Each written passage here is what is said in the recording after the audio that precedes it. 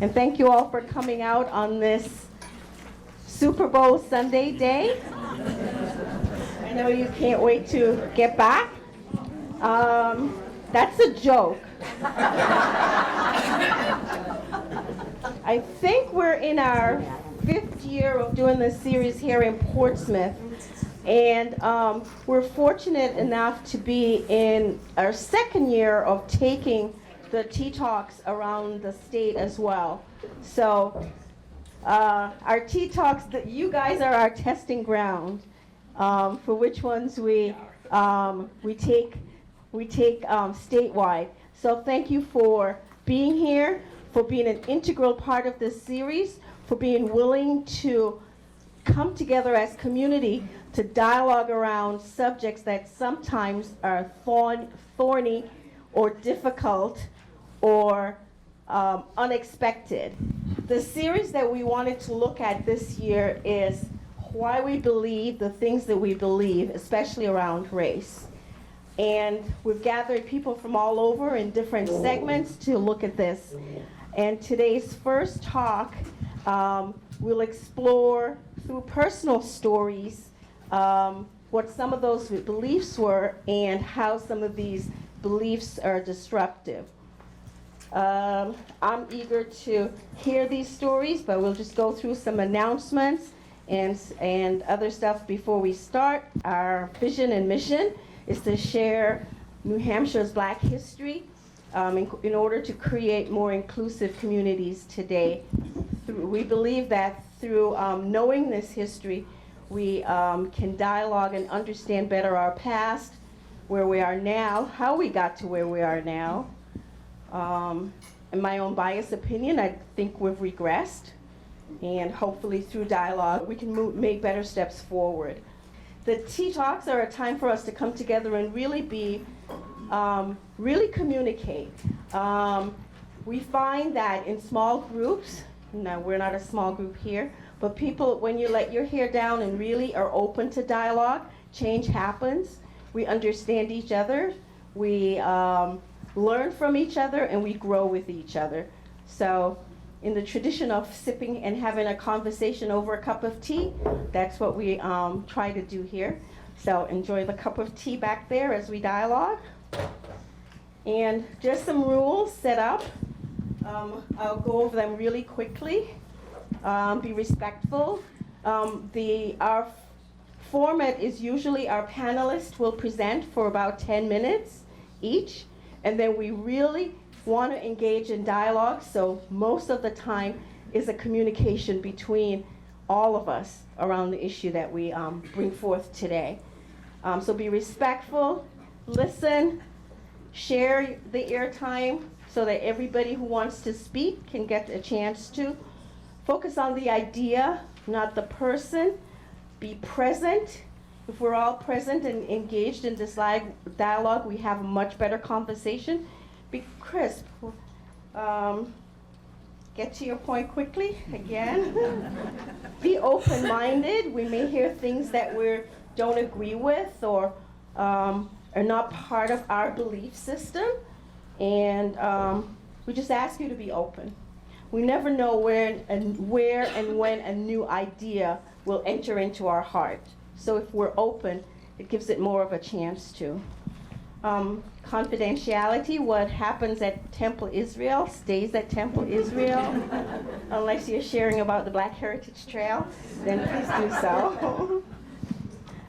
It's okay to put issues of race and class on the table. Sometimes we're afraid to talk about race and racism and all the issues that goes with that because we don't have the right words. Slavery and what we have now was never a beautiful institution, so I don't expect our dialogue will be beautiful. So we're going to get raggedy. That's the last, I love that word, as I said before. It may get raggedy, and that's okay. That's the only way we can get to deep issues in a better place of understanding. Today, as the conversation is going, if you could keep these 3 questions in mind, and I'll post them up again later, but we're looking at beliefs, and beliefs are sometimes irrational, but they're dearly held. So I want you to try to figure out whatever belief may come up in this dialogue. When did you first start believing whatever it was?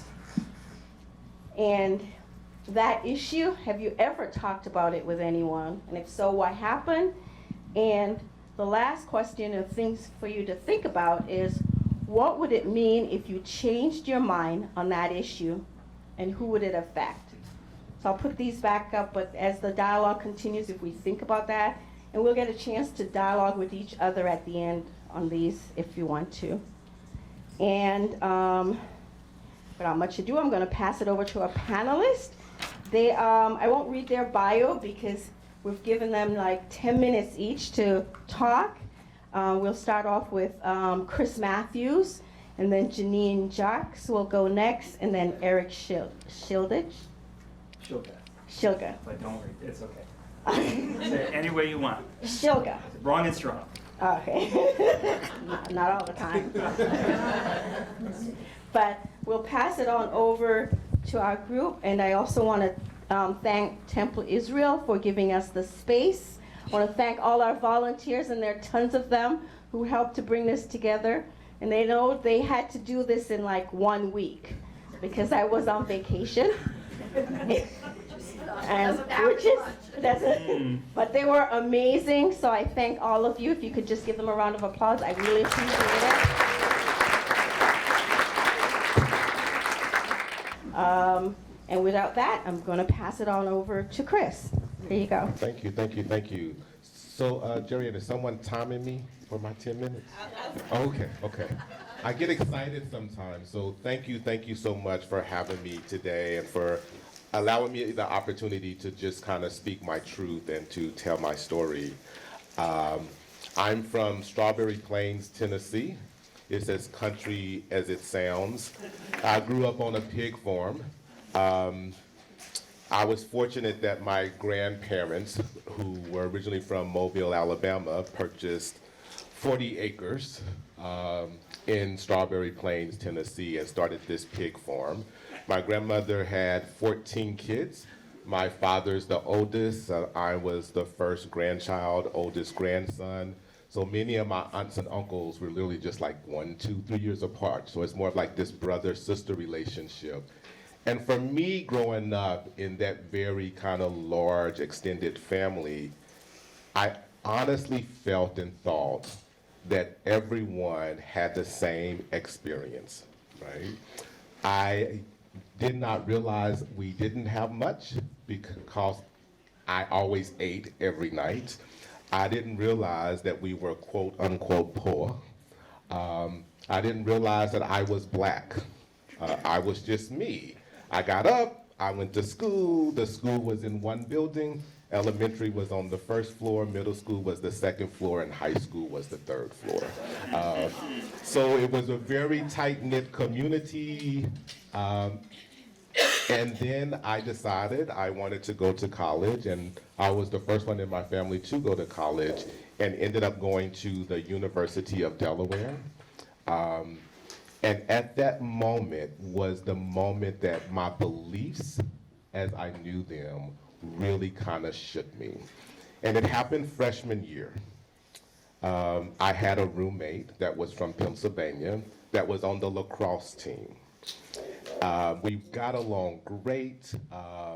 He had his side nice and tidy. My side was nice and tidy. Perfect situation. One day I'm coming back from class. I opened up the room door. He's on his side of the bed, but in the bed with him is a female. He can't do that. You can't have sex until you're married, right? I was stunned, literally.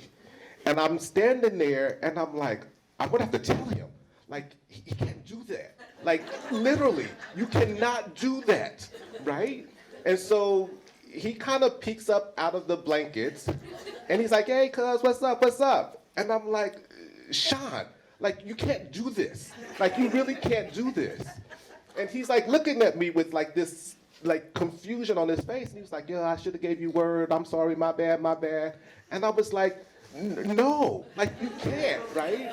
And I began to kind of become very upset. And I couldn't figure out why he did that. Like, didn't he know? Like, didn't he know? So the young lady leaves, and it's just the two of us there. And he's like, what is going on? He was like, we can come up with a system. I can put like a handkerchief on the knob. And I was like, no. I was like, don't you know you cannot have sex until you get married? Like, you can't do that. And he was just like, well, I was always taught that I have to respect my partner and that I need to make responsible choices. And I was just literally just this state of utter confusion, right? For the first time, it became so real that my beliefs were just that. They were literally my beliefs. And so many times throughout my journey, as I've gone from graduate school to now teaching at SNHU, I find that many times that core belief system that I held when I was living in Strawberry, Tennessee, still kind of stays with me to this day. And in many ways, it's the one thing that keeps me at my job here at Southern New Hampshire University, because when I'm communicating to my white students, I see my roommate, right? And I think to myself, although the transition to New Hampshire has not been the easiest, I feel deep down that this was the spot for me to be. And so my beliefs have actually expanded, obviously, and I've been more open to learning, to discovering, but that would not have happened unless I was willing to let it happen. Because what I found from my experience is that the longer I held on to my beliefs, being the only set of beliefs, the more frustrated, the more angry, the more resentful I became. The moment I was able to kind of say, okay, my roommate is a cool guy. He just really has a different set of beliefs. And we can still be roommates, right? Like, there's nothing wrong with that. In fact, we're still best friends to this day. I was the best man in his wedding. We talk about that to this day, that story, because it was so bad freshman year. I had wrote on the door to the dorm, because we had these little white race boards you could write on. And this was the same time around the riots and everything that was going on in California. And I was like, if you thought that was bad, white boy, you ain't seen nothing yet, right? Because I felt so insulted in that moment because my mind and my experience was just so limited. But once I was able to kind of open up and be willing to experience different things, my journey became much more rewarding. And I tried to share that in many ways with my students, because I see these students that are predominantly white coming into my classroom, and their experiences have just been so limited. And the first thing that I asked them when they come in, I was like, just by show of hands, what do you see? What do you see in front of you? And they're raising their hands, and it's like, usually my school uniform is a wooden bow tie, white shirt, that kind of just wear that. It's like, oh, you like wooden bow ties. And I was like, what else do you see? You got a beard. I'm like, okay. Well, what about the rest of it? Right? Why do you find it so difficult just to say that I see a black man standing in front of me? And I always tell them that for 15 weeks, this is what you will get, right? Look at it, right? Get comfortable. And I will walk around the room and make eye contact with them, and I'm like, this is what it's like to look into a black person's eyes. Go home, tell your mama, tell your daddy, right? Because we're gonna be together for the next 15 weeks. And as I'm taking them through this journey, I feel that not only are they learning from me, but I'm also in many ways able to learn from them. They push me, they challenge me, they encourage me to expand. And in doing that, I become much more comfortable being who I am, truly my authentic self. One experience that I had is that I had the opportunity to kind of just push them really, really far. Sometimes I get a little nervous. Maybe I'm pushing them too far too quickly. I'm like, I'll give you 3 credits if you give me 1 week of your life. 1 week of your life for 3 credits. Meet me at the Manchester airport. You don't know where we're going. You don't know what we're gonna do.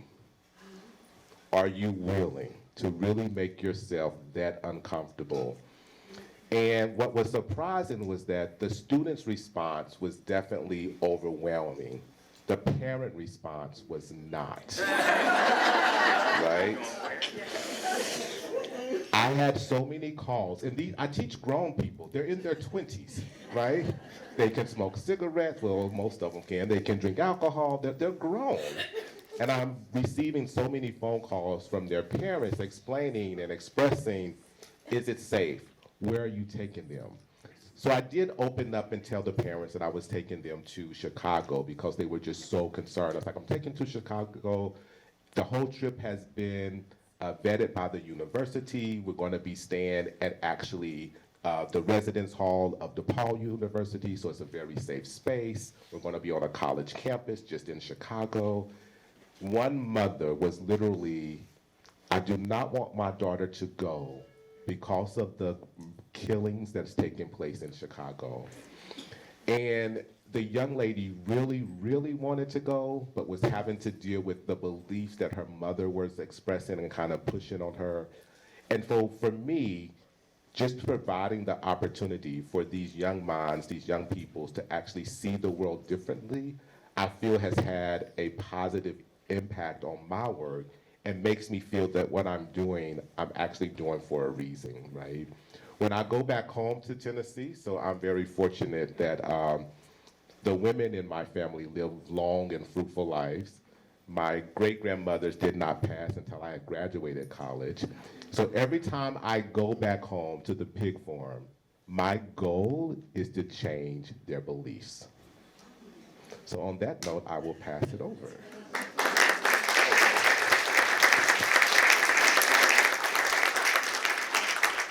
I'd like to preface this by saying that there are 3 life influences that have brought me here today, and they are my 30-year practice in psychotherapy, 20-year practice in Buddhism and meditation, and my most recent 3 to 5 years interest in social justice issues, particularly racism. I happened to fall on the project, it's called Compassionate Listening, in the last 2 years, and recently went on a trip to Alabama, and this is what I'm here to talk about. But first, I want to say a little bit about compassionate listening. It's a theory rooted in many spiritual and psychological principles. It was developed by a woman by the name of Jean Knudsen, who was a Quaker and an international peacemaker, trained by Thich Nhat Hanh, among other people, who was a Buddhist monk. She happened onto a prayer meeting at a Quaker meeting that was titled "A Meeting for the Tortured and the Torturer," and this captured her attention. So she went in, and after listening to people in the group, concluded that fear is what motivates the oppressor. Fear paralyzes compassion.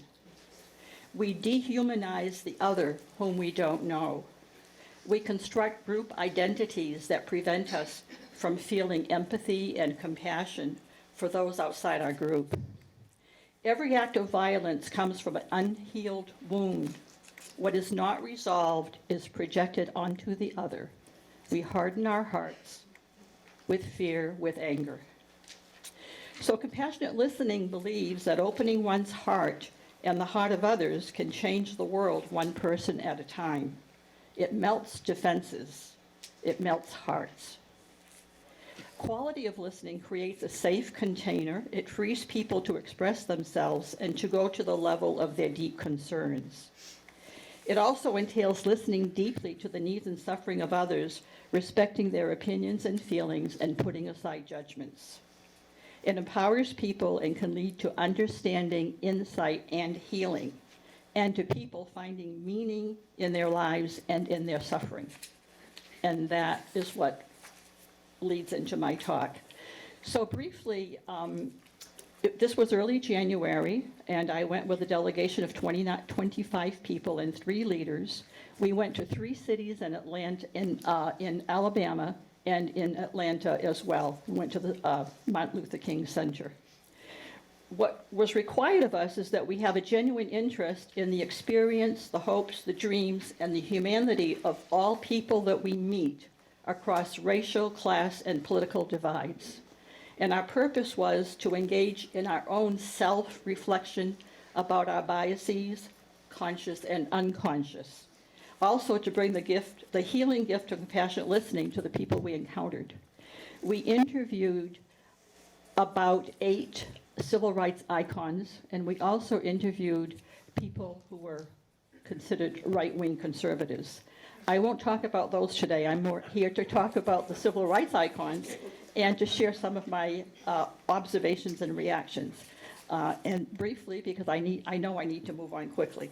So what I heard and observed from these people, primarily women in their 80s, some a little younger, one man in his 90s. What I observed was, or heard, the pain that they lived with, the oppression they lived with, the injuries that they suffered, racism, of course, the deprivation they endured, the degradation they suffered, the fear they lived with, the threats they lived with, the uncertainty about their life and their well-being, the terror they lived with.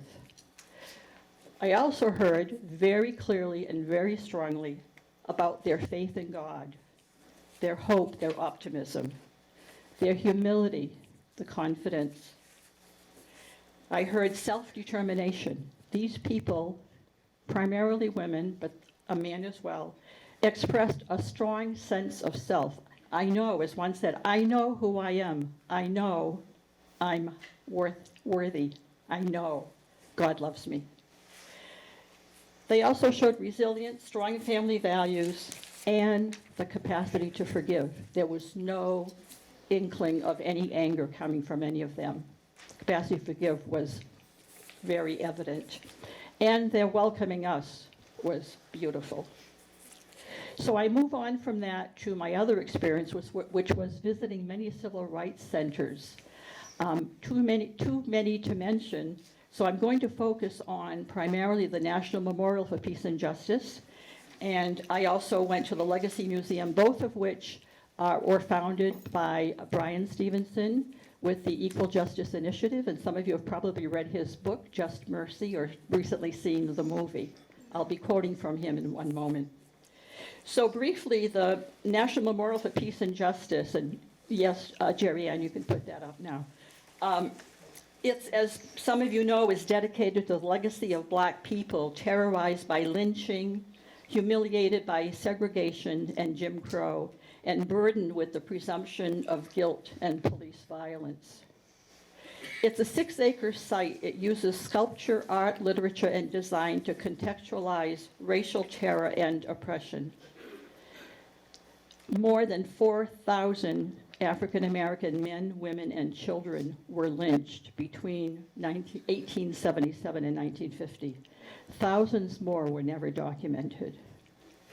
What you see and what I saw were 800 steel monuments for each county in the U.S. where lynchings took place, all of them engraved with the names, if they knew them, of the people who were lynched or the name unknown. There are more monuments that are waiting to be claimed, and as they say, this will be, it will confront the truth whether counties are willing to admit the truth of the terror which they inflicted on others. So this is what you see. I think you saw the sculptures earlier, so this is what you see as you approach. This is a long, rectangular a museum, greater than this room, maybe 5 times greater than this room. As you approach, you're coming from a hill, so you gradually see these monuments as you're approaching. And as you get closer, It's striking, it's appalling, it's heartbreaking. The magnitude of this is almost beyond belief. So I'm going to share with you a few of my reactions to this as you see these photos. What I was struck by was the scope of the lynchings. I had no idea of the number.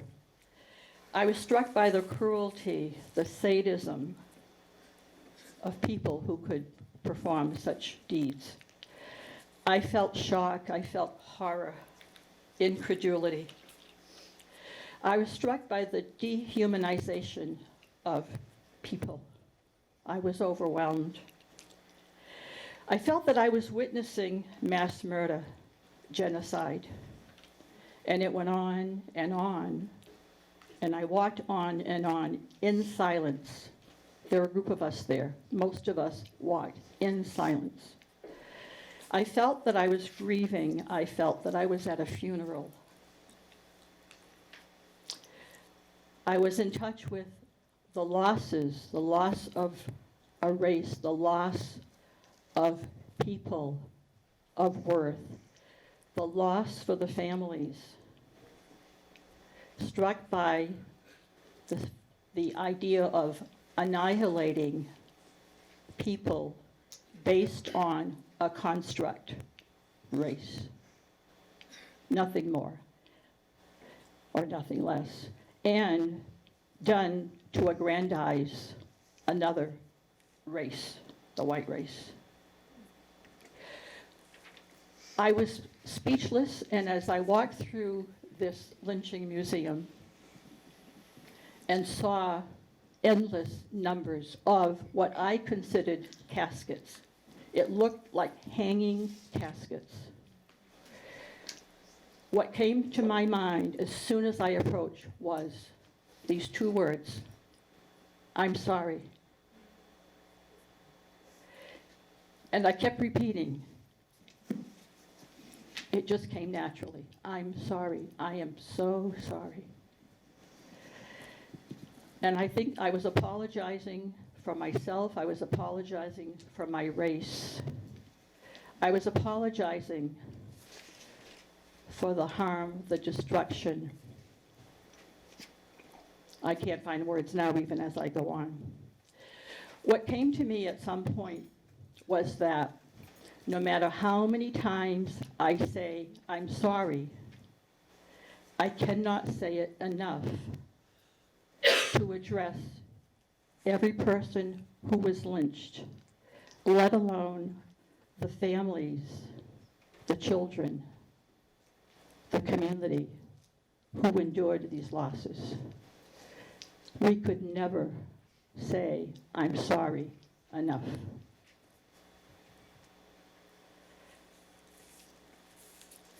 What I felt, and this brings me to the next part of my talk, was an enlarging and a softening of my heart. My heart was broken. I felt broken. At the same time, I felt tremendous love and tremendous compassion. And I sensed that all around me and the people who were witnessing this. And in the end, when I did approach other people, it was natural for us to hug one another in sadness and sorrow. There's an expression in my Buddhist tradition, and I'm sure you've heard it, it's not new to that. It's the tender heart of sadness. And that's what I felt. That's what I feel as I'm talking to you now, is a tender heart of sadness for what we have done and for what people have had to endure. So this experience brought me to questions of faith and doubt. I've lived my whole life with questions of faith. I was raised Catholic, and I reached a point where I denied the existence of God and went on to explore belief through my psychology and psychotherapy, as well as through different religions. And that day and the days following, there was a part of me that was not believing in God, and a part of me that was questioning, who is this God who allows this? Mostly, I was thinking about Black people. I was thinking about their faith. I was thinking about their religion, and I had many questions. I don't have time to get into those now, but I asked many questions whenever I could. But these are some of the questions I asked. How do people survive such trauma? And I've worked with trauma survivors in my practice.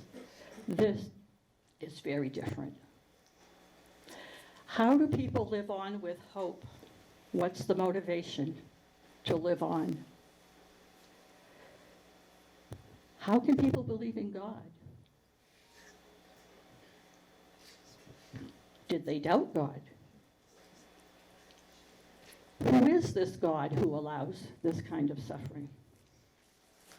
And I've studied the God concept, what I refer to as the God concept, in psychology, as well as in different religious traditions. I have different ideas about that, which I don't have time to share. But I wondered about, how did these people think about God? Was God the cruel executioner? Was God the person who allows us to suffer? Who is this God who allowed this? And how could this population of Black people continue to believe in God with these atrocities facing them every day? It boggles the mind. I also wondered about their capacity to forgive. And I had questions about the origin of their faith. And again, I don't have time to get into that. I asked questions, I've read a little bit. I am impressed with the faith of, this may be a stereotype, I'm aware of it, I say it. I'm impressed with the faith of these Black people. We went to a church. We went to the church where Martin Luther King was minister. The name escapes me right now. Some of you know it. We worshiped with people. We saw, we experienced the love. We experienced the inclusion. We experienced forgiveness. The faith was obvious. So what I'm leading up to, and my time is probably up, but if you'll bear with me, I had doubts about my own faith, and I have doubts. In my tradition, Buddhism, we do not worship a God. So in effect, one might say we don't believe in God, but I think we give God a different name. I think it's the same God that we worship. And it's a God of compassion. It's a God of love. So in the end, after my questioning and my doubts and my wondering about my own faith, because I felt that in comparison to these people who have suffered such indignity and such loss, my faith is so weak. What I concluded as a result of this, and upon reflection, and I've had about 1 month, less than 1 month to reflect, but my conclusions are based on my own life pilgrimage, and it's drawn from my Buddhist practice, my meditation practice, and my faith journey, which is extensive. It's based on the concepts of suffering and compassion. Buddhism teaches the Four Noble Truths, and those have to do with suffering. And it goes like this. There's the truth of suffering. There are the causes of suffering. There's the end of suffering. And there's a path to the end of suffering. So my reflections really focused on this in the end, which helped me regain some sense of faith. So Jerry Ann mentioned the word raggedy as she was introducing this program. Not us, but the program. It's another word for suffering. It's another word for brokenness. We're all raggedy. We all suffer. We suffer because we cling to things we need not cling to. We suffer because we reject those we should not reject. We suffer because of ignorance. We suffer because of apathy. Suffering can connect us or it can separate us. Also, we suffer because we're disconnected. If we were more connected through our suffering, with compassion, we would suffer less. Suffering can lead to hatred, it can lead to oppression, it can lead to destruction, or it can lead to compassionate action. So it is necessary that we be in touch with our woundedness, our suffering, in order to feel compassion for other people. And that's where God comes in. God is compassion, God is love. And our journey, our job is to get in touch both with our suffering in order to appreciate that we all suffer, or all connected through suffering, and in order to access compassion through which, and compassion means to suffer with, through compassion we have the desire to relieve the suffering of others. And that's what brings us together. That desire can lead to action, and that desire, that compassion, is God-like, and it is what brings us together, what unites us. So I concluded also that as I wondered about the faith of these and the enslaved and the faith of their ancestors, I concluded that, because I don't know anything about their religion except to know that most of them were Christian, some were Muslim and Buddhist, and that they obviously believed in God. But what I concluded is that probably what most enlightened them was their sense of being bound in a compassionate community of people, all of whom suffered, knew suffering, lived with suffering, and through that loved one another and held one another in love and compassion. I think that's God, and that was their God.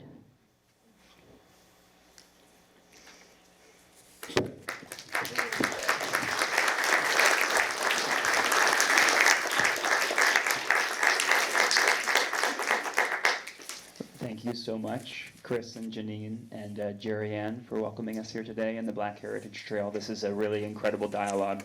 So much I feel like I want to say in response to the amazing words that I've heard, but a couple words of my own to offer first. My name is Eric Schulke. I'm an English teacher, middle school teacher, teach 8th grade English. I am an actor and director at the New Hampshire Theater Project in Portsmouth, right here. And I am also currently the community organizer for the Elizabeth Warren campaign in Hampton, volunteer community organizer. I think some people might have seen me on the trail. All right, thank you. And I only mention that because my core political convictions are feminist and anti-racist, and as a feminist and anti-racist, I feel like we can't really separate our political convictions from our personal lives and our actions every day, right? We can't compartmentalize those things. And I don't compartmentalize them in the classroom, and I don't compartmentalize them here. So that's me. I think if you want to paint with some broad strokes about my talk today, I would say that I'm going to share some reflections on white privilege, how we identify it, where it comes from, how to interrogate it and dismantle it, and then how to build a critical racial consciousness. But I'll try to share that in the context of a narrative from my life. And I'm also here as an actor and director and a teacher to share my experience and knowledge about the intersections of theater, education, and the resistance to various forms of interpersonal and structural forms of marginalization in society, including anti-Black racism. So in this talk, I've done the best to elevate some of the voices of the people who've influenced my thinking, on this topic in my remarks today, and I'll pause to offer their names as I get to those, and a little bit of reading for you if you're interested in learning more. So if we start with this talk about theater in particular, I think that plays that have a critical consciousness, they're a good place for us to address the intersectional experiences of marginalized communities in America. And by intersectional, I mean that matrix of domination that Patricia Hill Collins writes about in Black Sexual Politics, where the intersection of our identities can lead to unique experiences of marginalization, and you can't talk about them in ways that are compartmentalized. This was your experience because of your race, this was your experience because of your gender, this was the experience because of your sexual orientation or ability status, right? That these intersections create unique experiences of marginalization. And I think theater in particular is a really good way for us to raise our awareness and our understanding of that experience, and to challenge people's beliefs and our assumptions about the world, which are often rooted in those binaries and dichotomies, the either or versus the both and, that a good play oftentimes just explodes, right? You can't really think about life in terms of dichotomies when you watch great theater, right? It undermines those binaries and replaces them with the intersections that we see in life. So I grew up in a very wealthy, almost entirely white town on the Jersey Shore. Pretty much every adult I knew was a Republican.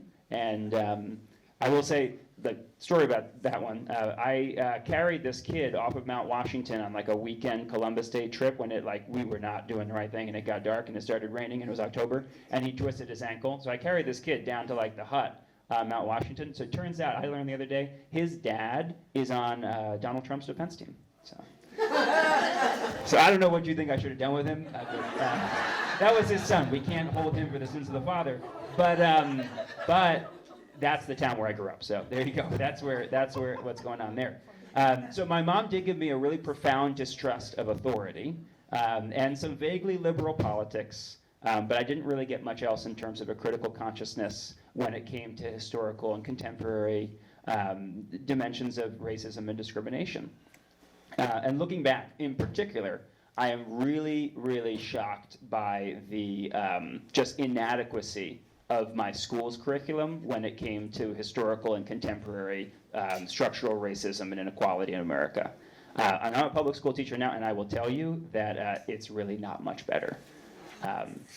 So as Hassan Kwame Jeffries, who's a professor of history, and he's quoted in the 1619 Project in the New York Times, says, many of you probably read this great work by Nicole Hannah-Jones, who put it together. She works for the Times too, and you should follow her on Twitter. She's an absolute radical. That's Nicole Hannah-Jones, by the way. So Hassan Kwame Jeffries writes, and he's a chair also of the Southern Poverty Law Center's Teaching Hard History Project. He said, "We are committing educational malpractice. We are committing educational malpractice." And it's true. That was my complete experience as a student, that race is not critically engaged in our history or English curriculums in any sustained or systematic way. You might chalk that up to the fact that we have no national history standards. Even with the advent of the Common Core, there's a lot lacking when it comes to how we address that question in the classroom, still is. So I believe that theater and all forms of storytelling are part of the core human act of teaching. And in another kind of public education, which is another great book by Patricia Hill Collins, she talks about the centrality of education to power. One thing I love to work with when it comes to my students is talking about power. How do we understand how power works? How do we get it? How is it used? How is it abused? How do we share it? I've found, and I talk to my students about this, that power analysis is fundamentally absent from the curriculum in schools, and it's pretty obvious why. I tell the kids, I'm like, if we taught you how to use power, then you'd use it against us. You'd take our power away, and you'd tell us how you like to learn. And that actually would be kind of like the Shangri-La of classrooms, right, where the students actually get to direct their learning and pursue their interests and develop skills in the areas that are relevant to them. But it just doesn't necessarily go so well with a prescribed curriculum and accountability standards and standardized tests and a lot of other expectations in American classrooms. So I like to teach students about how power works. But my first teaching job was in the Marshall Islands. I lived there out in the middle of the Pacific Ocean, halfway between Hawaii and Australia. I was there with my wife, now wife, who weren't married at the time. She and I both went to high school together in New Jersey. But we moved out to the Marshall Islands, and I taught at a Catholic school there. And I went there a year after my wife was working there. And so I joined her there after visiting her and just realizing what the experience could be. And I remember I was like second or third day teaching, and I was walking back from school with her on the way back to our house. And we're walking down like it's the only street in the Marshall Islands because you can literally throw a rock from the lagoon to the ocean. So it's not like a lot of land. There's a lot of people around, and there's lots of little kids just like walking around outside. And one of these kids, he like raises up his hand to give me a high five. And I was like, I didn't give him a high five. And Carly was like, what are you doing? Why wouldn't you give that kid a high five? And I was like, well, I'm his teacher, and I think there should be some boundaries. Yeah, I know, right? I was so clueless. This is my first year teaching. Like, boundaries, like, I don't want him to think like I'm his friend, you know? There's some teachers that still think, like, don't smile until Christmas, right? You know, that's like an old teacher adage. I was clueless, and I was also really, I think, profoundly uncomfortable in an unexamined way about being a minority for the first time in my life. As one of the few white people living surrounded by Pacific Islanders, Micronesians. So even less proud of this next story. So I was a basketball coach too in my first year. So I'm not proud of this story because one, I really never played basketball, and but I was an okay coach, and we won 2 championships island-wide. But I never played basketball, so I really didn't know what I was talking about. But I kind of was like the white guy who came and flew to the Marshall Islands to teach, so obviously I could teach and coach anything. So I'm not serious about that, by the way, it's a joke. But I did coach, and I also, I was a professional athlete, I was a cyclist, so I had some athletic background, and I also was really competitive. And so when I felt like the refs made a call that didn't go my way, I would really get upset, and I would yell about it, and the kids would get really upset too. And I mean, you've all seen it, right? At youth sports games, people get heated, and I would get mad at the refs. And it's interesting because I also organized the league and arranged to have the refs paid. So I would pay the refs before the game, and then I would yell at them when they were on the court. So I think there was all sorts of power differentials that I was not analyzing or thinking critically about. And I remember one time I got so upset with this ref because he never came to the games that he signed up to ref. And so we'd have to wait there for 45 minutes or an hour because if the refs didn't show, the kids couldn't play. And I felt like this isn't fair to the kids that the ref's not here to ref the game that they got ready to play and they practiced for. And so I just remember standing here because, you really remember the emotional moments. And I was standing on the court before the game started, and I was yelling at him, and he was yelling back at me. And so here's this Rixie, the Marshallese guy, and me, the white basketball coach, yelling at each other in front of this entire open air basketball court and all the people that could see us. And I think that if you want an image of white privilege and unexamined power, that was it right there from me. And here I was thinking that I was advocating for my students, but I was also sending some really problematic messages about race and power, imperialism, and the legacies of colonization or imperialism. So I'll wrap up my Marshall Islands talk and then move on briefly with the last thing that I really tried to do in the Marshall Islands as a teacher before I left about 3 years later, and that was curate the curriculum to examine and better understand deeply ingrained sort of assumptions about imperialism and the role of the United States in the Marshall Islands. If you don't know, the United States tested 67 nuclear bombs in the Marshall Islands, permanently irradiating 2 atolls, obliterating several islands completely. And the people that lived on those islands have never been able to return to their land. And the United States was given the power to do that it was a protectorate, a UN territory, to assure the development and gradual movement towards democracy of the Marshallese people. So there's a lot of the legacy of imperialism that is now playing out, in particular when it comes to climate change. The destructions of the coral reefs in the Marshall Islands, the bleaching of the coral, and the acidification and the high salt content that poisons the coconut trees, and king tides that flood across the island every month or so. So anyway, we read this book called Things Fall Apart by Chinua Achebe. Great book, glad you read it. And we read it, and there's a quote in the beginning. It's pretty famous. I'm going to try to say it exactly right. And it's attributed to a lot of different people, including Desmond Tutu, but I don't think he was the original person to have said it, that when the missionaries arrived, we had the land and they had the Bible. They taught us to pray with our eyes closed. When we opened them, they had the land and we had the Bible. So yeah, it was a good quote. The kids really resonated with it. And at first they read the narrative as outsiders, but as separate and detached from the experience of the characters in Things Fall Apart. But at the end, they had to give a grade-wide assembly for the rest of the school, and they chose to perform a scene from Things Fall Apart for the students in the school. And they did it, and they wanted to translate part of it into Marshallese. So myself and the Marshallese language arts teacher, Kapil, worked together with the students to translate a portion of the opening scene from Things Fall Apart, and the students prepared it and presented it on stage for the rest of the school.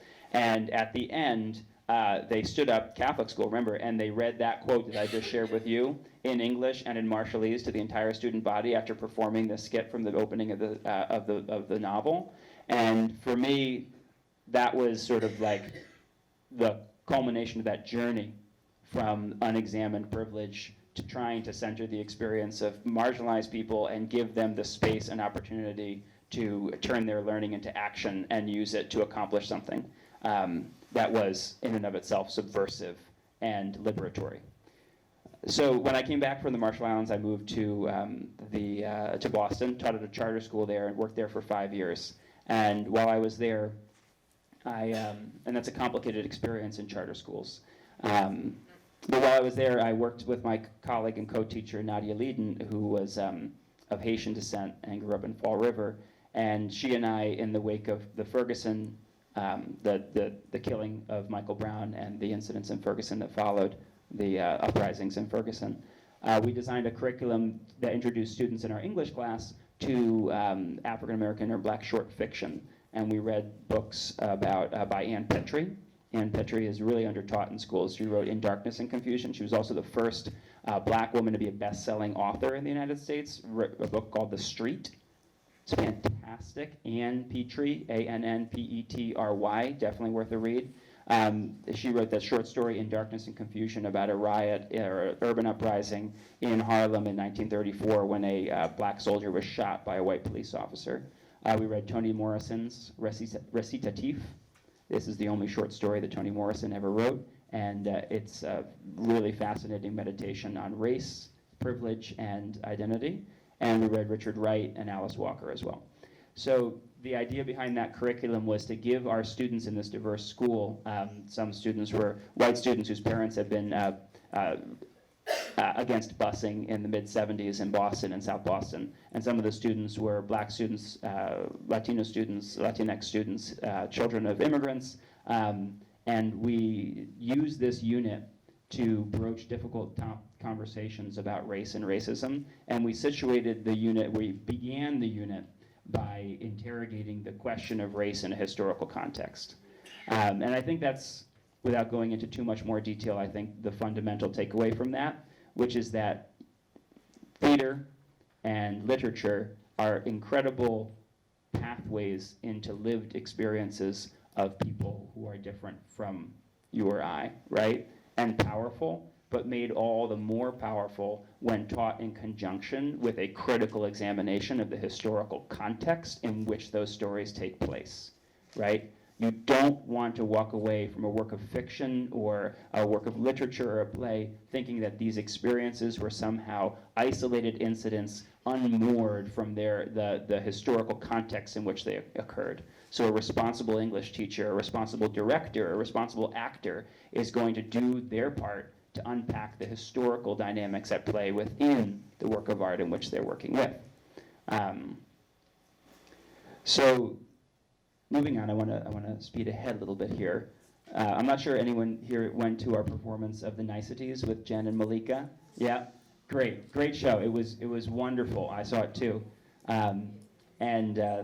So anyone who came to see it, I'm sure that they left with a really clear sense of how muddled up every conversation about the intersections of race, gender, sexuality, religion, ability, and class can become, right? A clear sense of how muddled that gets. And I hope you also left with a really clear sense of what justice looks like.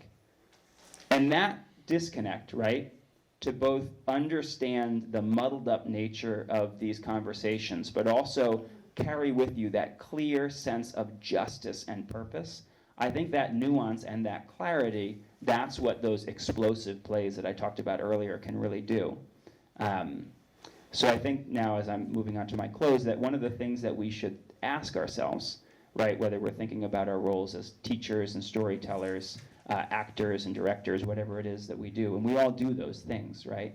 I think we should ask ourselves, where do those good explosive plays, or those good explosive conversations, or those good explosive lessons come from? And one of my heroes, Susan Laurie Parks, Top Dog, Underdog, Father Comes Home from the Wars, parts 1, 2, and 3. Susan Laurie Parks is 100% somebody. She actually studied under James Baldwin at Mount Holyoke College, and is, if there's any equivalent to a modern American Shakespeare, that's her. So take a look at Susan Laurie Parks. So she said that spirit, so this is her answer for where the plays came from. She says it comes from the spirit. Spirit begins with an S, she says. It is like self. Who are you? Who am I? Who are we? And what are we doing here? She says, I am myself. What does that mean? Now I'm talking about myself with a little s. I'm the person who walked over here in the snow, has a toddler, is happy about the babysitter, has something stuck in my teeth. And that's the little s. But then there is spirit with a big S. That's the part of us that is a part of everybody, the big part. I write, she says, from the big part of the spirit. It's not about lofty ideas, but the big self expressed in the minutia, the specifics of every day. The spirit, with a capital S, she explains, is an all-embracing state of being. I want, she says, people to use their whole experience to experience my plays, Parks says. If it comes from an idea like racism is bad, now how far is that going to get? If I wanted to say that, she said, I could have just written an op-ed. Doesn't help any of us to reduce it to a soundbite as playwrights and artists. So that made me think. I said, one thing that I think about a lot as a director is what big things we can learn from the little things that we do each day.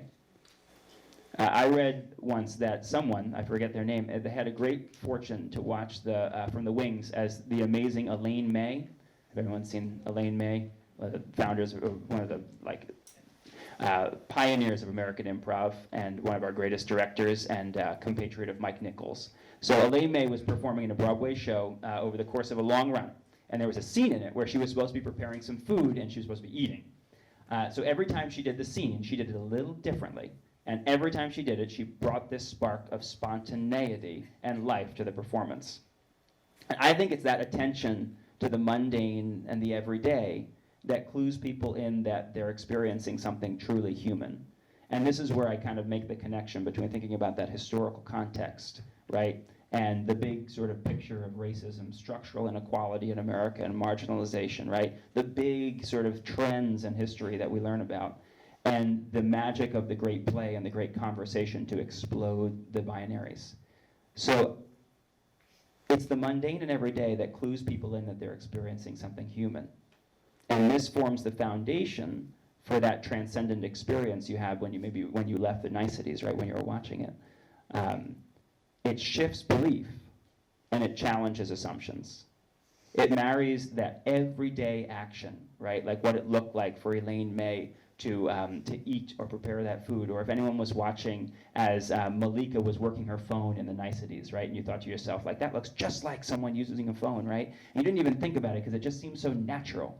Right? And the little things that Jen and Malika were able to do that just inflected life, infused it into the performance, right? That then takes these huge themes that they're talking about, right? Like the experience of what it's like to be black on a college campus and be discriminated against by your professor, right? It leads us to challenge those assumptions. It combines the everyday and the larger social and political forces that shape our lives throughout history.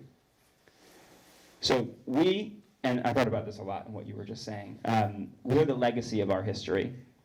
And I should just pause and say reparations, right? When you talk about I'm sorry, we can't say I'm sorry enough, right? There's a very, very clear and immediate answer to that, and it's called reparations. But the art that we create and the things that we believe are weighed down by the art created before us and influenced by the beliefs that we like to pretend that we left in the past. So challenging those beliefs requires a deft hand and an open heart, whether we're teachers or parents, actors, directors, colleagues, and friends. We need a deft hand and an open heart, and it requires us to listen. And I think that's where I'll leave it. Thank you.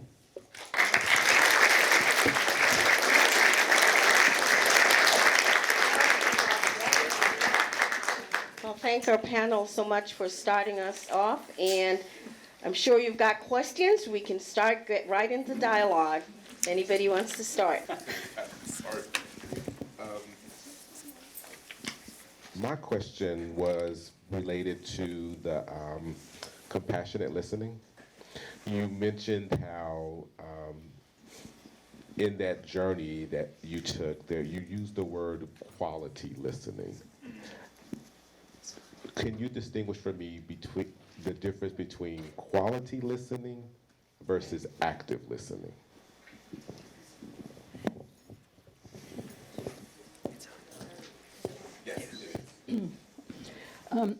That's a good question. They're similar, but I'm going to speak to quality listening in that quality listening from the compassionate listening perspective and from my own perspective involves listening with the heart as well as listening with the head. So it's listening not only for the words that are being spoken, but it's listening for feelings. It's listening for values. It's listening it's listening with the eyes as well as listening with the ears. It's watching the body language. So it's taking in the whole person and it's listening with a non-judgment and listening to try to understand the person from their frame of reference, reading between the lines, so to speak. I guess my question is, these types of programs are very informative and I can see what you're doing in the schools and stuff. Is that going to help us diffuse some of the anger that's out there now? Because you see our Portsmouth police is outside. We have all these procedures in here now to prevent, to keep us secure. Do you think what we're talking about now really transcends to our reality of today, our paradigm of having to be secure about every single thing we do and untrusting one another and that kind of thing? I guess that's my question. We're having these dialogues. We're doing our work in the classroom. We're witnessing and we're engaging, but is it enough to diffuse the anger and hatred that exists in our society and in a very immediate sense, like right outside the door, right, where police are standing guard, right, because there's a perceived threat and a danger? Is that right? So I would say that from the perspective of a public school teacher, my answer initially would be no, right? That the expectation for probably, I would say, since 1986 and A Nation at Risk was published, was that public schools on their own could be the equalizer that would address the long-term legacies of structural inequality, right? So that we know that some kids are the victims of anti-black racism and other kids of xenophobia, and these kids, have to suffer under a sexist patriarchy, right? Or these kids have a disability. So as long as we all just give them the same opportunities in school, then we don't need to address the systemic issues that plague their homes and communities, right? Like racialized policing policies. So we just need to all give them equal opportunities and a chance to succeed in school. And so I can tell you, teachers felt the pressure there, right? Like, it's on you guys. Like, you're going to fix it. And I think that just now, and I mean like just now, in the last couple years, with this wave of teacher strikes and a movement away from the accountability regimes of No Child Left Behind and the Common Core, just now people are realizing that schools are one part of a much larger system, and that if we don't, for example, address discriminatory housing policy, we're never going to be able to expect schools to fix the issues that you're alluding to. And the anger and hatred is a byproduct often of the systems, right?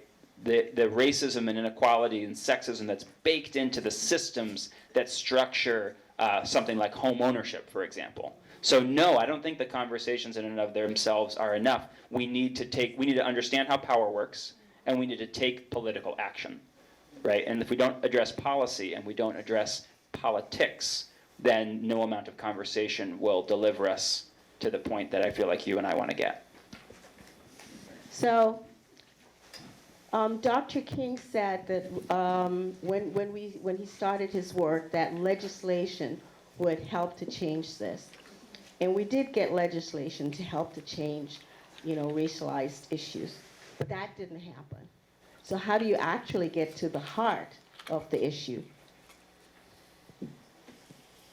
I think it has to start with each individual, and it has to start in the heart. And unless we examine ourselves and work with what I've described as work with our suffering and work with our compassion, I don't think we can affect change, because I don't think it's going to happen on an intellectual level. It's not going to happen on a political level. It's not going to happen through legislation. People need to change themselves before we can change others. And through that, maybe we can start a movement. Maybe we can gradually affect change, but I think it has to be one person at a time. Just to add on to that a little bit, because I wrote this down when Eric was speaking about the use of power. And for me, when I think about individuals that have the power today, I'm like, they must be freaking out, right? Because they know what they have used their power to do. So why in hell would I want to give my power up, right? You really? I'm going to trust this black man with my power? Are you kidding me? Because I've done some fucked up things with my power, right? And you want me to give it to you based on this democratic system that we really don't have, right? So that came to mind when I was thinking about when you made that comment about power, what is power, how do we use our powers to actually generate the change? Yeah.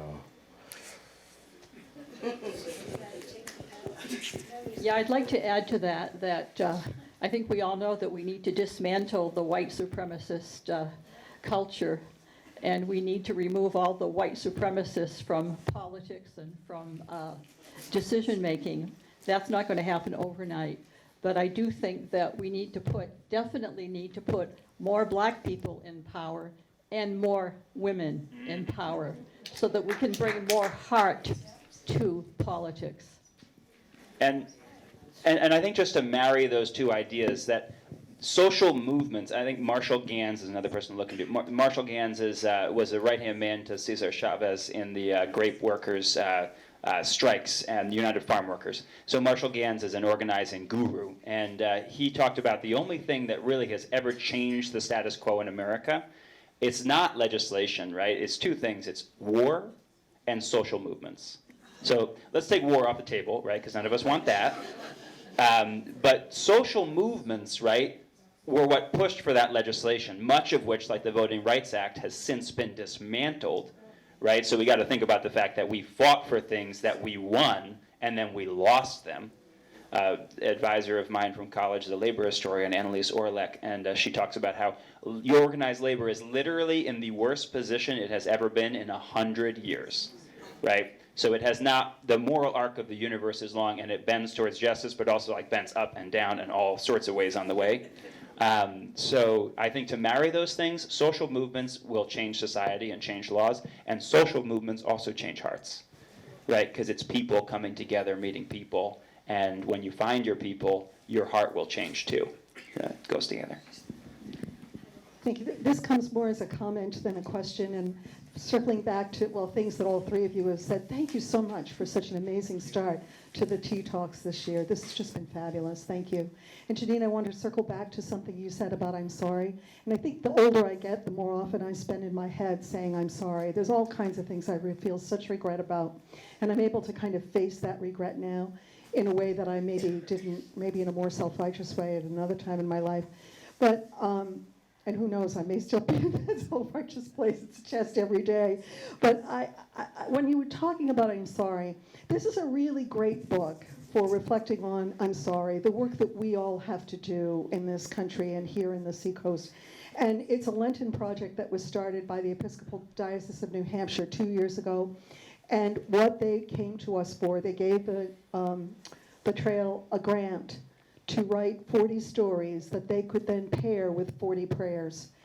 And it is the most amazing I'm sorry experience. Now, you don't have to be Christian to believe that there's some reparations that we could do by reading these stories and praying and saying our own apologies for the privilege that we live with every day and how to turn that around by reflecting on that. So now, you can buy the book, which would really support our organization. You can also go online because the stories are there too. And so I will tell you, you don't have to pay to participate, but I encourage you to get the book because you'll want it on your shelf anyway. And you don't have to do it over the next 40 days, February through April Lent. You can do it over the next 200 and whatever days are left in the year. The title is How the Light Gets In, a Lenten Project, and a partnership with the Episcopal Diocese. You've given us a lot of food for thought. I'm not sure that this is really a question, but more of a reaction. So, Eric, I think knowing that movements are a major focus gives me optimism because perhaps unlike Janine, I'm not quite that singular in being able to solve my gaining inner peace. And I certainly can't do it alone. I can't do much anything alone. It's just not who I am. And I think the first thing I reacted to with Chris was I learned my values at the dinner table.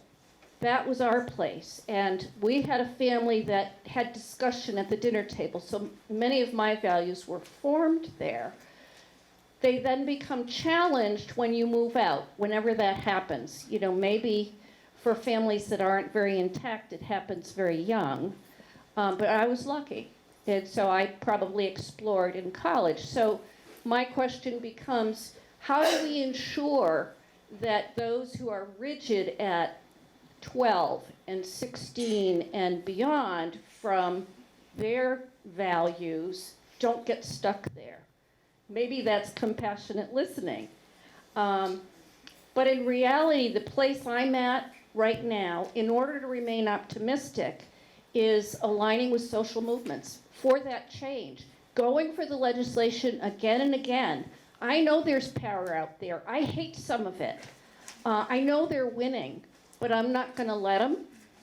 But I can't do it alone, and I have to do it with others. So for those who end up sitting down with frustration after reading the paper, then don't read the paper, but act. Get out there with others. And by being with others, it gives you great power and a great sense of purpose. And you can't do it all, but you don't need to. You just need to find your partners in order to feel effective and keep up the fight.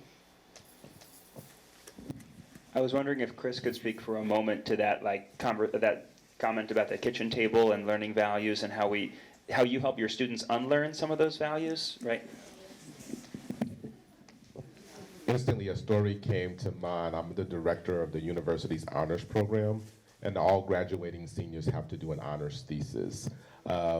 Graduating white male student, our president for the Student College Republicans, comes in to have a conversation with me about his thesis. And this student had a lot of exchange and dialogue with faculty and administration and was very just not a happy person. So he comes in and I'm ready for it, right? I've already put on my big boy britches and I'm like, I got this. He comes into my office, he sits down and he's sharing with me what he wants to do with his life and what he wants to do when he graduates. And at the time when he was working on his thesis, he was also working on a political campaign. He was very, very, very conservative, and you can tell that the talk around the dinner table shaped a lot of his thinking. And so what I found my role being was, first, I'm like, I'm gonna get this white boy to like me. right? I'm like, forget the politics. I was like, I'm really going to get him to like me. And initially, he started coming up with excuses because he didn't want to meet with me. Oh, Dr. Matthews, I'm so busy, I can't meet with you. I'm like, well, where's your next campaign that you're going to be rallying? I was like, I will bring you coffee, right? So I drove to Derry. I know it's not that far, but in my mind, I was like, I can't believe, I'm like, I don't even get paid for this. It was a gulf between you and Derry, man. So I'm driving there, and it's 6:30 in the morning, and I got the coffee. He's in his car, and he comes over to my car, and I'm like, hey, how's it going? I'm like, get in, like, let's have a conversation. He's like, I can't believe that you actually drove here. And I was like, yeah, what's the next campaign, right? I said, well, I'm that committed to actually helping you. So we did develop a friendship, but the crazy thing was at the honors banquet where we recognized the graduating seniors, the president of the university comes over to me and he's like, did you see your students post on Twitter? I'm like, oh man. SNHU is all about the brand, and I'm like, I done lost my job. So I'm like, no, I did not see the post. He's like, well, it's the president of, the College Republicans. You should go check it out. And I was a little hesitant, but I went, I checked it out, and it was just like, Dr. Matthews, thank you for being a friend, right? So I don't know, if that had any impact, right? But at least for me, I was like, going forward from this day on, he would at least have one Black person that he was able to connect with, and that the conversation around his dinner table would be a little different. And, yeah, so Jerry and Bogus asked a question about legislation, and I was kind of looking at the three questions there. When did I first start believing? Have I ever discussed this issue with someone who disagrees or sees it a different way? What could it mean if you changed your mind on this issue? Who would it affect? And I thought a lot about the panelists that talked about the author of Just Mercy's monument and, the spirituality of this community, because oftentimes when I connect with the folks, like, if I really want to, connect with, Fred Ross and the other folks in the NAACP or the late Reverend Hilson back in his day, I could see him two places. I did a teaching internship at Portsmouth High School, and he was teaching there, or then I could always go to the church on Beverly Hill Road, and you'll find this Black community. The oldest Black church in New England's on Marcy Street, so they're not there anymore. There's a Buddhist center there that goes there Sundays. Then there's Pearl Street where Dr. King preached, but they're not there anymore. There's a nice Black heritage, plaque there. So I kind of go on sometimes this physical, spiritual, social journey in this area to connect with my own community, because I'm originally from the South Side of Chicago and stuff like that. But today, I think I grabbed this microphone to kind of talk about legislation. I wrote a paper for this guy. His name is Michael Ashley Stein. He teaches at Harvard Law School, and my paper was all about protective legislation. So in it, a layman's question I asked was, if it wasn't for the Americans with Disabilities Act of 1990, would businesses give those blue parking spaces to the disabled, or would they give it to their best customers, maybe the owner of the business, maybe their best employees? So it was kind of an interesting sort of thing. And the thing we have to remember that I wish more people knew is that Native Americans, they position, the last group was Nez Perce because they were the farthest kind of west. So they had great English. They were wealthy Native Americans, so they did things like go into town and have their own photos taken of themselves. So this was kind of after the Civil War, the Nez Perce were kind of dealing with having their land taken away as the Wallowa Valley. And I try not to be too long-winded, so I got to kind of really cut through this. So basically, you have the Nez Perce and other Native Americans who sort of failed to receive protective legislation. You have people of color led by a charismatic leader, Dr. King, who got the Civil Rights Act passed. And then the third group that we often overlook are the disabled folks who got the Americans with Disabilities Act passed. And, what's special is that the Americans with Disabilities Act is the most recent, and it was an insider's move. So what's an insider's move? That means there was no charismatic leader. So we, to this day, can't name the leader of the disabled folks that were able to secure So we talk about like reparations. That disability check is real. There's a lot of disabled folks who get a check every month. So there was a lot of success in that movement that perhaps was built on the back of the Civil Rights Act. In fact, the act was written sort of similar to that. So when you ask the question of how do we sort of achieve change after legislation, that leads us to kind of this final part of this answer that I would give, which is, learn from the legislation and how it was achieved, but we also have to look at like social policy. So when we talk about patriarchy, racism, and stuff like that, especially the dinner table, what are the social policies that we're constructing at the dinner table? So we all know the social policies of our dad, or even our great-grandparents. For example, and this is the last thing I'll say, my grandmother received her last spanking when she was 26 years old. 26. What did she do? She went south to Tennessee, and she washed clothes on a Sunday, right? So we're talking religion. Our family was very religious, descendant of American slaves. My grandmother was one of 13 kids, so if one person got a spanking, they all got a spanking. So my great-grandmother lined them all up. So we have to think about what are the social policies, and are they, especially in my grandmother's life, which she influenced me, like, are they more powerful than the legislation, than, outside influences, than the people we meet, like our teachers and stuff, than any monument we could visit? So we've got to kind of sort of recognize our own power in setting social policy when we have intimacy, and that goes back to that concept of power. Who has the power in our lives, who has the power in kids' lives, and stuff like that. So that's all I have to say.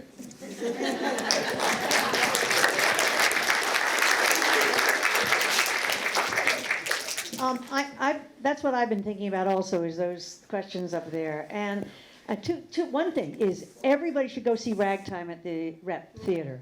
It is very provocative, and it is pertinent to what's going on today, even though it took place 100 years ago. It is an amazing job they're doing there. And it is so provocative that we had people get up last night and walk out, which is a shame that there wasn't a place for us to sit down and talk about what happened on the stage. It is amazing. This is the other thing I have to say is I was talking to one of the participants, one of the actors, and I jokingly said, wow, with all the you actors here, we've doubled the black population in New Hampshire. And it's true. But it may be funny, and this is very hard for me to admit, but I feel very awkward sometimes talking to people of other races. And I feel embarrassed that I may say something offensive without knowing it. And I grew up in a very liberal family. My uncle was the first head of the Civil Rights Commission in Washington. I thought I grew up knowing what racism was. No way in hell's earth did I know what racism was. Didn't know I was white privileged, didn't know any of those expressions. And I thought I knew. And so therefore, I have a lot of things that I learned at the dinner table without knowing it, or walking in the street or anywhere, at the Unitarian Church, who knows where, that I feel uncomfortable about. And I don't know where to turn, because it's very offensive to say one black person's got to represent all black people, one Native American's going to represent all Native American people. How do I know when I am saying something offensive? Because I don't know any better. And I feel very embarrassed even, saying this out loud to people. But I sometimes really feel uncomfortable. And I don't really know how to get over that unless we all discuss it. Thank you.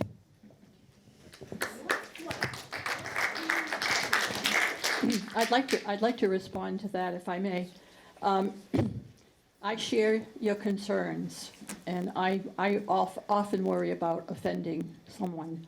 What I decided to do was to, because of course there aren't many black people in New Hampshire, let alone in Portsmouth, I decided that I had to put myself in the presence of black people if I was going to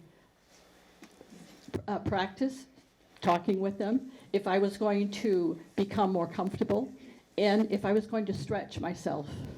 One of the principles of compassionate listening is that we have to practice discomfort. And one of the principles I think we need to learn in life, but it's never too late, is that we need to make ourselves uncomfortable.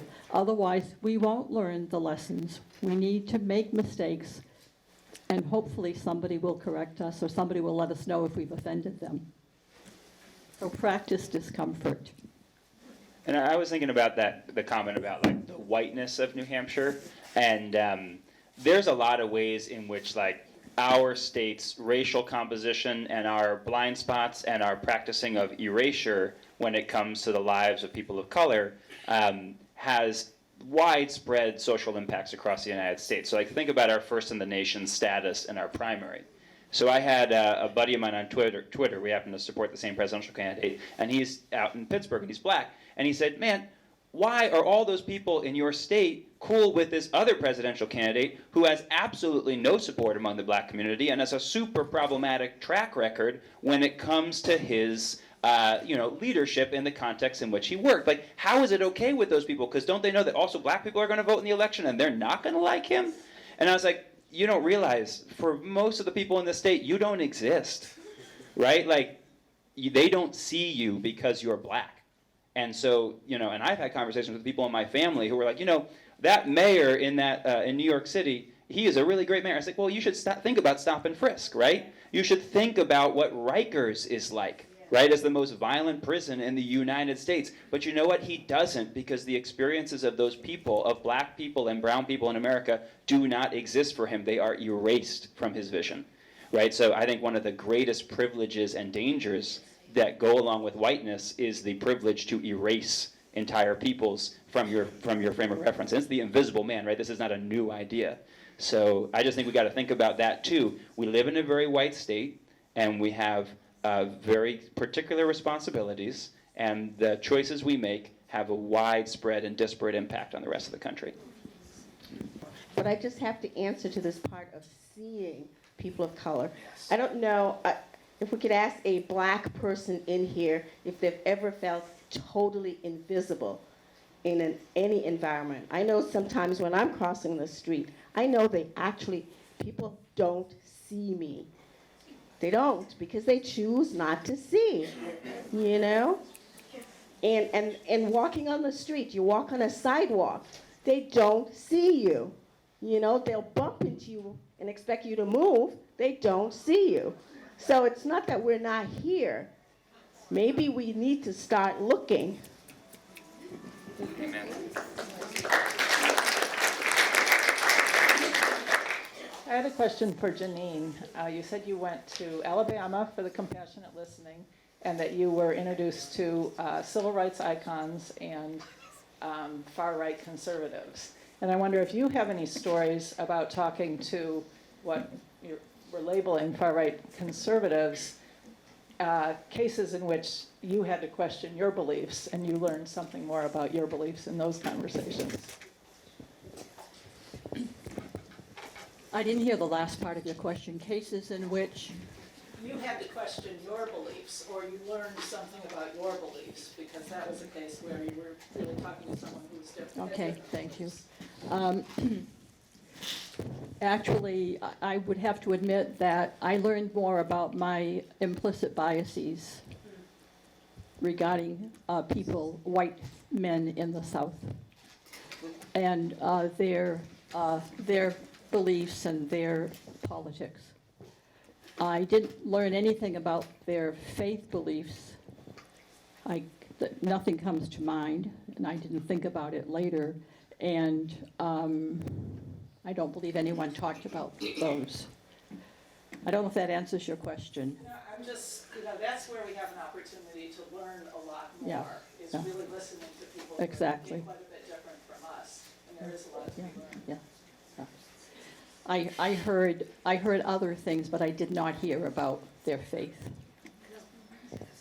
So I can only speak for an experience in myself and my own little insular group of friends around my age group. But it has to do with, I guess, belief in what was being said earlier about power.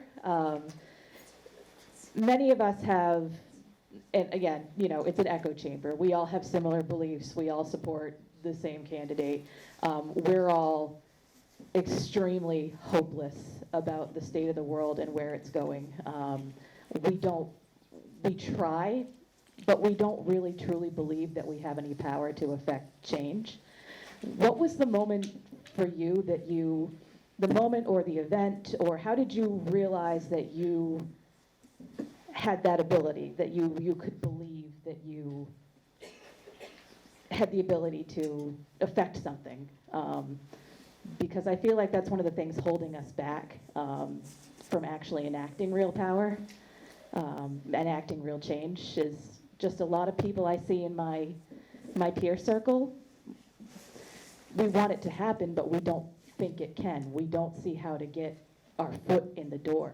We don't see how to effectively get our voice out. And it's sad because, you know, for every person I know, how many other people do they know? How many other people do those people know?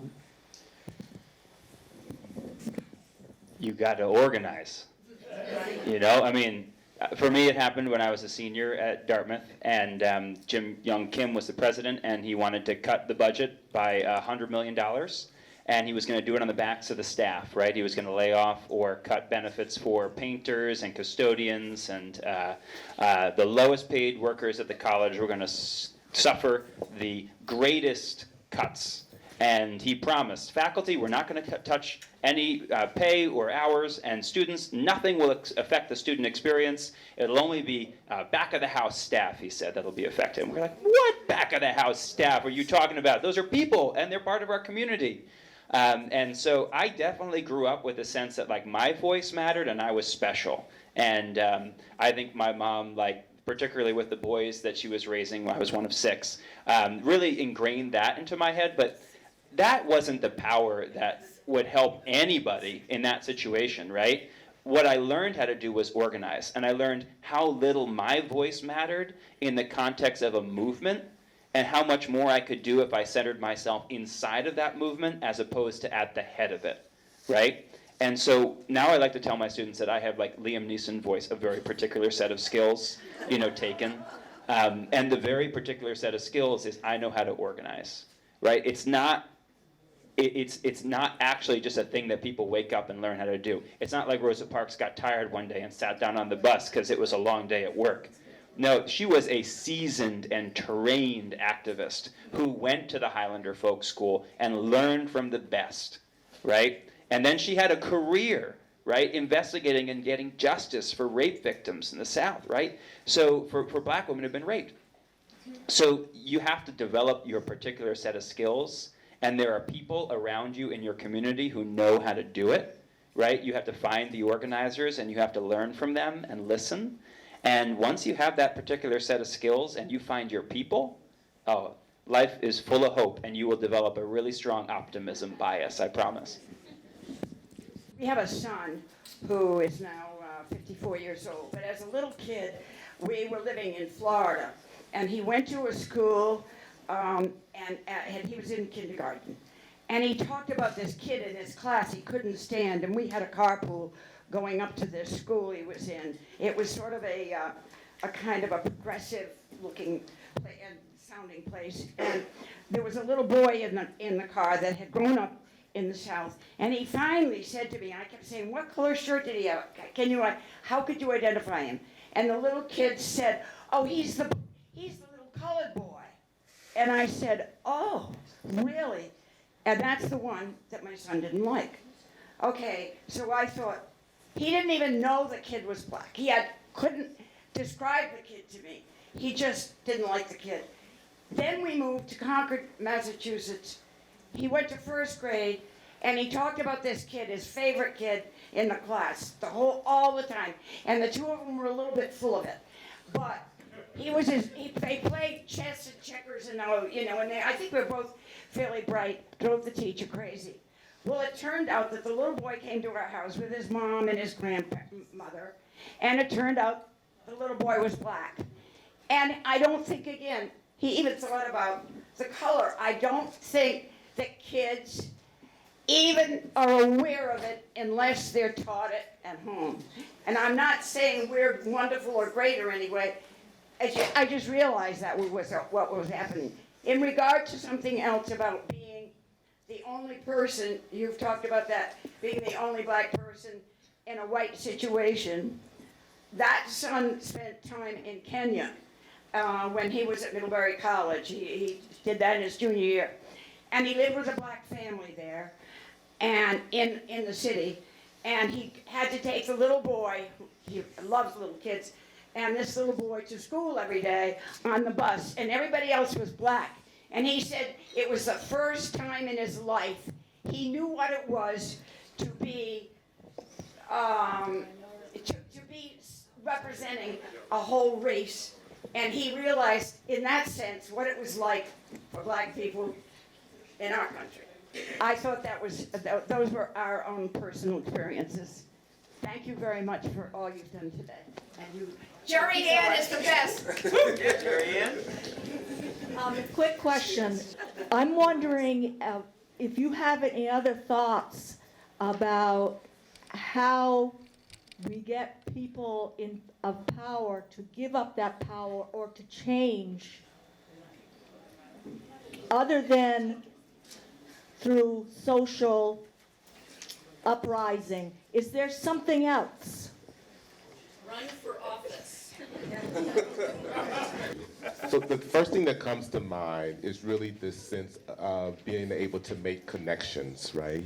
So I go kind of rely on my experience and kind of my journey when I was coming of age. And my roommate that I was telling you about at the beginning invited me to come to his home over Thanksgiving break, freshman year. And I was super, super excited. We get to his home, and in comparison to the single wide trailer that I grew up in, his home was like a mansion. They took me to my own suite that had its own bathroom, and I'm like, this is amazing, right? People really live like this. His family was super nice, but I began to look at certain artifacts in the home. So there was the 2 black kids from UNICEF on the refrigerator, right? That they donate to monthly, which is great. And the way that his family celebrated Thanksgiving is that they would go to the church and they would have a dinner down in the basement fellowship hall of the church. His mother is behind me, and we're walking to the tables and the food is lined up, and we get to the meats, and she whispers in my ear, "You can have all the chicken you want." Oh, no. And I think to myself, okay, I'm a freshman coming from a pig farm. My preference is for the pig, right? I'm like, why did she say the chicken? She didn't say nothing about the ham, nothing about the turkey. I'm like, why did she just isolate the chicken? And I kept telling myself, stop thinking about it, stop thinking about it. And the more I was trying not to think about it, I kept thinking about it. And when those situations, I become very much an introvert, right? I became very quiet. I'm the only white person in this church, and I didn't want to come across as having this attitude. I need to be appreciative. So we leave the church and we go back home, and it still just bothered me. And the family goes down, and we're watching a Disney movie on the television. And the father makes the announcement that we need to get up early the next day to go visit the grandparents. And him and the wife, they proceed to go upstairs to their bed. I'm in the living room now with just my roommate, and he was like, he could just read my body language. He's like, "Are you all right?" And I was like, "I'm okay, but I know I have my kind of strange beliefs, but something your mama said just really made me, I can't get over it." It's like, your mom was like, I could have all the chicken, and he's like, "Well, you know my mom is not racist, just let it go. And I'm like, okay. And so I wanted to prepare for the morning, so I always ironed my clothes, right? And so I asked him to set the iron up, and they had a laundry room just for the ironing board. And so he sets the ironing board up for me, and he goes back to watching TV. His mother comes down, and the laundry room is adjacent to the kitchen. She's headed toward the refrigerator. She sees me ironing, and she says, "I would hire you in a heartbeat." In my mind, I'm like, she must means that she would hire me to work at the bank she's in, because I'm a business student in the honors program at the University of Delaware. So that's obviously what she means, right? That had to be what she means, that she would hire me to work for the bank, right? And so I'm making up this story in my head, and she's like, "Yeah, the last help that we had, she was just really, really blah, blah, blah." And I was losing it, right? I was losing it. And I was like, I can't go off because I don't know where I am. right? I don't know how I'm gonna get back to my dorm room in Delaware, because we're in Pennsylvania.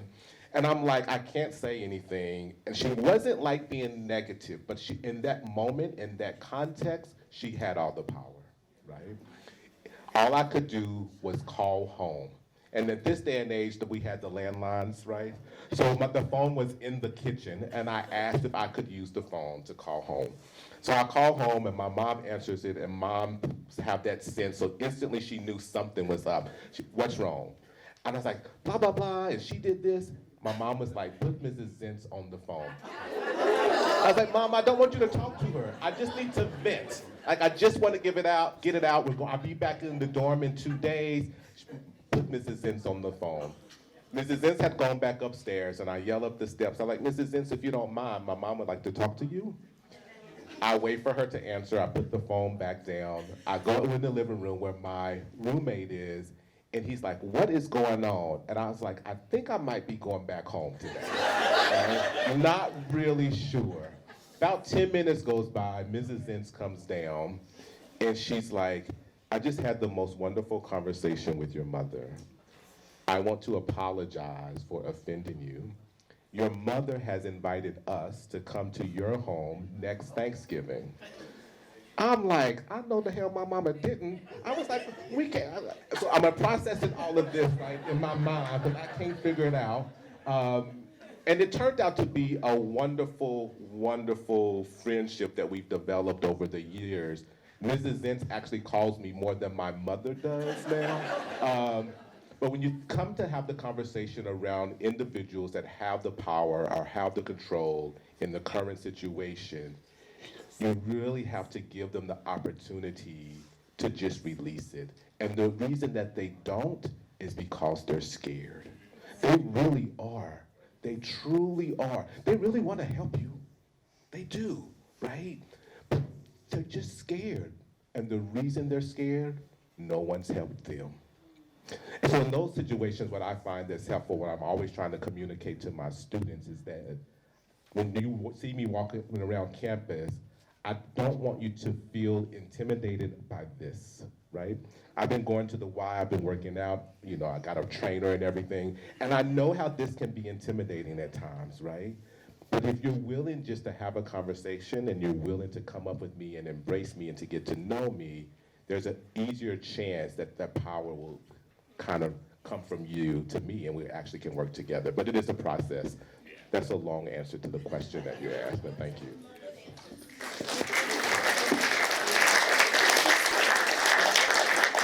Yes, What did your mother say? I don't know to this day. I have no idea. So, not the different. They did go down to the farm the following when we were sophomores, right? So we weren't roommates anymore, but my roommate called me up. He's like, yo, my mom wants to go down. We're going to go to Tennessee. And I'm like, I was hoping you had forgot about it. So they came to pick us up at our dorms on campus, and they had a minivan, and we're driving down to Tennessee. And I'm like, having all these thoughts, right? I'm like, what's going to happen? Like, they live in a mansion, we live in a single wide.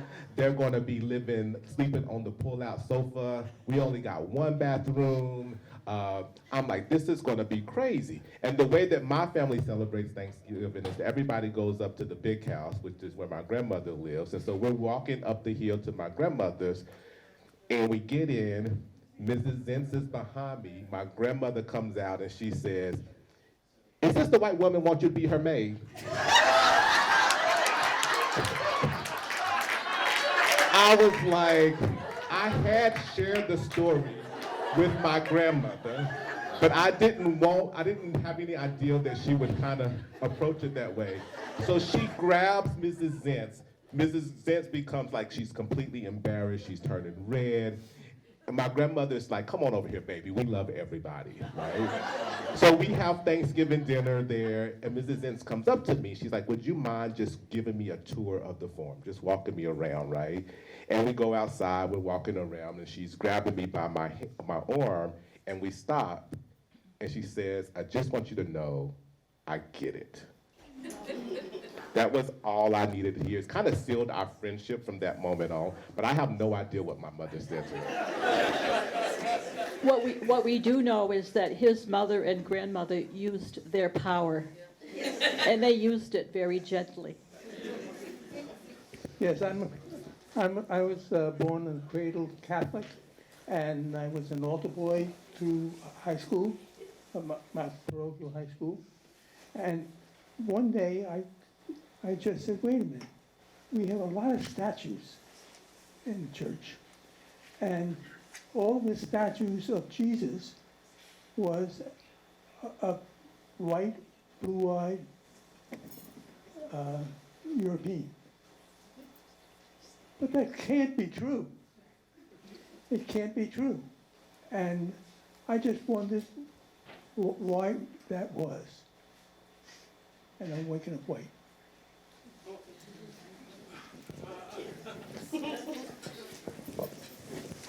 This is our last question. Sorry. I think I told Chris here, it's so hard to film because I always want to say something. So it goes back to, Chris, the story you just told, and Jerry Ann, what you were talking about being invisible. And my story is the words we use. I was glad of your question that I don't know how to talk to black people because I'm afraid I'm going to say something wrong. And I think that's the raggedy part that Jerry Ann's talking about. So Brian and I filmed Shadows Fall North, and my first interview was Valerie Cunningham. And I thought I was, going to be the tough interviewer. And I said, so Valerie, what does it feel like to be, one of the few black people in the state of New Hampshire? And in Valerie's way, she just went, like, all right, I'm going to have to school another white person, which is what she did. And she said, by saying that this state is predominantly white or lily white, I completely erased her being. And I went, oh, yeah, I did. So when we talk about New Hampshire and first in the nation, and well, what do we know? We're predominantly white. Well, yeah, that's true, but every time we say that, we erase everybody else who's not white. So I think that by changing the way we think, by changing the way we talk, which is usually the first way we can change things. I have a 35-year-old son with Down syndrome, and I'm trying to rid the world of the word retard. So, but it's not hard for me anymore when somebody says, oh, you're such a retard, or oh, that's so retarded. I go, no, can we not talk that way? I had to train my mom. And so I think that what we say affects how we think, and that's step one in acknowledging that we're not a lily white state. We are a very diverse state, and I think we need to embrace it and stop making people of color or people who are minorities invisible. So sorry. Thank you. So I thank you all for engaging in this dialogue. I also want to give you an opportunity, if you hadn't got a chance to ask a question, and we'll do this real quick. We did this at another event. Could you just take a moment and shout out the word that you're feeling or the question you want, one word, and we'll just do that real quickly so that we honor you and honor your feeling. So please, just shout out any word that you're feeling, something you didn't get to say. Ask. Reparation, ask. Stimulated, sad. Breathless, diversity. Possibilities. Everybody's a unique individual. Unique individuals. Opportunities. Hopeful. Organize.